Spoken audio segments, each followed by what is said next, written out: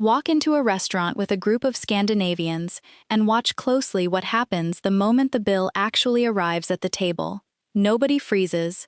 Nobody performs the slow reach for their wallet while quietly hoping someone else gets there first. Nobody insists loudly on paying while being gently argued out of it by the rest of the table. Nobody pulls out a phone calculator with a small preemptive apology for doing so. Nobody makes slightly too much eye contact with the ceiling while the total just sits there, untouched, on the table between everyone. The bill arrives, someone glances at it briefly. A number gets mentioned out loud once. Everyone at the table pays that number without further discussion. The conversation itself doesn't even pause for it. 45 seconds, maybe less, start to finish. Most people visiting from outside the region assume this is because Scandinavians are simply cold, or unusually practical by nature, or perhaps just a little bit cheap underneath the friendliness. None of those explanations are actually right. The real reason is something far more specific and deliberate. There is a rule, so deeply embedded in the culture that nobody at the table ever has to ask what it actually is, because it was settled long before anyone even sat down that evening. Before we go on, let us know in the comments where you're watching from. We love seeing how far this story travels. And if you're loving it so far, join the family by hitting subscribe, because tomorrow, we've got something special lined up just for you. Today, what that rule actually is, why it holds together the way it does, and what it reveals about a broader set of values that explain quite a lot more than who covers dinner. Let's get into it. Rule number 1. The split is assumed before anyone walks in the door, and nobody states this out loud because nobody needs to. This is the foundation. In Scandinavian social culture, splitting the bill is not the fallback plan when nobody feels generous enough to treat. It is not plan B. It is plan A, and there is no plan B. When a group of friends in Sweden or Denmark or Norway goes out for dinner, there is no moment of uncertainty about what happens at the end of the meal. Everyone ordered, everyone eats. Everyone pays for what they ordered, or in a group that knows each other well, everyone pays an equal share of the total, because dividing a bill 5 ways is slightly less complicated than itemizing 5 separate orders, and nobody minds the small rounding. What is completely absent is the performance of it, the offer, the counter-offer, the decline of the counter-offer, the renewed insistence, the eventual, slightly theatrical capitulation, the murmured, "next time's on me," as you leave, which both parties understand is not a real commitment with a real deadline, but a social courtesy to restore balance after one person absorbed a cost, the other one didn't. None of that sequence exists. The meal ends. The bill gets split. Everyone goes home.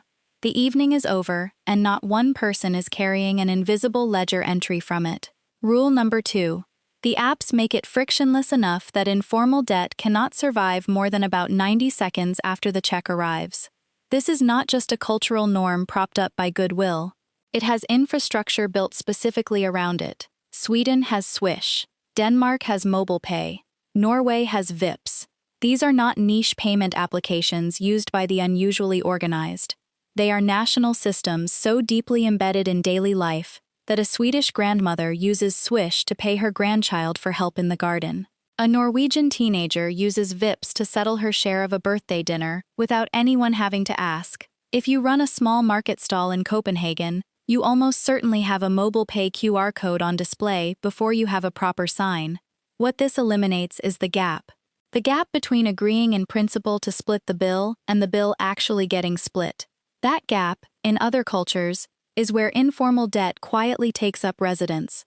Someone covers the table. Everyone agrees they'll sort it out. A week passes. The subject doesn't quite come up naturally. The debt doesn't disappear.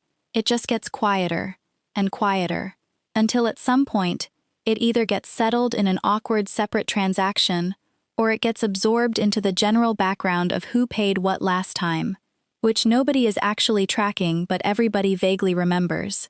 Swish eliminates that gap entirely. Someone pays the restaurant. By the time they've put their coat on, their phone has buzzed once per person at the table. It's settled. Not, "we'll sort it," settled. Done. Before anyone steps outside. The infrastructure doesn't create the cultural habit. The The cultural habit required the infrastructure to make sense. But once both exist together, the split always norm becomes the only version of events that the system around it supports. Preparing and narrating this story took us a lot of time, so if you are enjoying it, subscribe to our channel. It means a lot to us. Now back to the story. Rule number 3. Treating someone to dinner is genuinely not the main way care gets expressed, and understanding this changes what the split actually means. This is the one that tends to land a little oddly when stated directly, because in a lot of cultures, picking up the check is a gesture. It means something. It says, I like you enough to absorb this cost for you. I can afford to. And I want to demonstrate both of those things at once, in a way that's been socially legible as generosity for so long that it barely requires interpretation. Scandinavians express the same warmth through different channels, through time given consistently over years, through showing up when something is actually difficult, not just when the occasion is pleasant, through honesty given when a comfortable lie would have been easier, through the kind of loyalty that isn't announced, not through covering someone's sea bass. There is a concept worth naming here, janteloven. Originally described by the Danish-Norwegian author Axel Sandemose in a 1933 novel, but functioning as a real cultural shorthand ever since, covering roughly 20 different versions of the same underlying idea. Don't consider yourself more important, more capable, or more significant than the people around you. Treating someone to dinner in a visible, slightly pointed way has an uncomfortable relationship with that principle. It creates a momentary hierarchy. One person is the provider, the other is the recipient. One person is demonstrating something about what they can afford or how much they care. The other person receives a favor they didn't ask for. Splitting the bill removes that dynamic completely. No hierarchy, no demonstration, no one walking away with a quiet sense that the evening was also, underneath the surface, a performance. Rule number 4. What someone earns doesn't get factored in, even when it clearly could be. In social groups with varied incomes, a common unspoken norm in many cultures is that whoever earns the most should probably offer to cover more, or at minimum, gesture in that direction.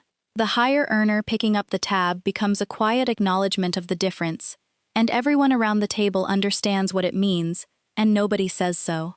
This doesn't happen in the same way across Scandinavian dinner tables, and the reasons connect directly to how these societies approach economic inequality more broadly. We covered the actual tax math in an earlier video. The 45% tax to GDP ratio in Denmark, the VAT sitting at 25% across Sweden and Norway, the way the system funds healthcare, education, and parental leave universally, without individual income determining what you can access. The logic at the dinner table is an echo of the same value. Income differences in the broader society get handled structurally, not through individual acts of private charity performed in restaurants. Astrid's friend who works in finance isn't supposed to cover her pasta because, in theory, the system has already addressed the gap between their incomes in other ways. And even when it hasn't fully, the right response to that gap isn't to obscure it behind someone else's generosity. It's to order what works for your budget and pay for that.